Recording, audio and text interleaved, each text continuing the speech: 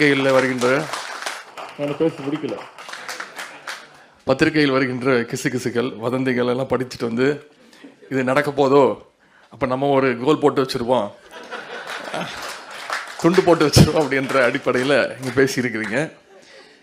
எப்படி தலைவர் எந்த பொறுப்புக்கு சென்றாலும் அவர் மனதிற்கு, அவர் பலமுறை சொல்லியிருக்கிறார், அந்த இளைஞரணி செயலாளர் என்ற அந்த பொறுப்பு தான் அவருக்கு மனதிற்கு மிக மிக நெருங்கிய பொறுப்பு. அதே போல் துணை முதலமைச்சர் அப்படின்னு பலமுறை என்னை வந்து பத்திரிகை நண்பர்கள் கேட்டபோது கூட சொன்னேன், ஆமாம், எல்லா அமைச்சர்களுமே எங்களுடைய முதலமைச்சருக்கு துணையாகத்தான் இருப்போம்.